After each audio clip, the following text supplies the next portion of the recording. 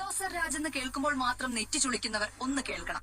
കർണാടകയിലെ തെരുവുകളിലേക്ക് ആയിരക്കണക്കിന് മുസ്ലിങ്ങളെ ആട്ടിയോടിച്ച കോൺഗ്രസ് സർക്കാരിനെ വെളുപ്പിക്കാൻ ഇറങ്ങിയിരിക്കുന്ന ലീഗിനും ജമാഅത്തിനും ഇത് കേവലം സർക്കാർ പദ്ധതിയായിരിക്കാം. പക്ഷെ ഞങ്ങൾക്ക് ഇത് ഞങ്ങളുടെ നിലനിൽപ്പിന് മേലുള്ള കടന്നുകയറ്റമാണ്. ഇതിനെ ന്യായീകരിക്കുന്നവരോട് എനിക്ക് ചോദിക്കാനുള്ളത് ഒന്നേയുള്ളൂ. അന്ന് ആയിരക്കണക്കിന് മുസ്ലിം യുവാക്കളെ വന്ധ്യംകരിച്ചതും ഏത് വികസന പദ്ധതിയുടെ ഭാഗമായിരുന്നു?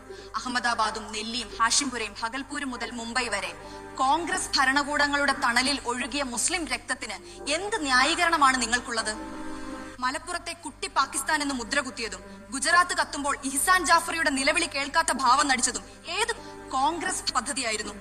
ബാബറി മസ്ജിദിന്റെ പൂട്ട് തുറന്നു കൊടുത്തതും അത് തകർക്കാൻ ഒത്താശ ചെയ്തതും ഒടുവിൽ വെള്ളിക്കല്ലുകൾ നൽകി രാമക്ഷേത്രത്തിന് അടിത്തറയിട്ടതും ഇതേ കോൺഗ്രസ് അല്ലേ?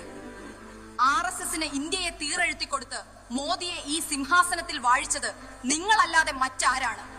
സംഘികളെ പോലെ തന്നെ മുസ്ലിം വേട്ട നടത്തിയ കോൺഗ്രസിന്റെ കൈകളിലെ ചോരക്കറ മായ്ക്കാൻ ഒരു വെളുപ്പിക്കൽ മതിയാകില്ല.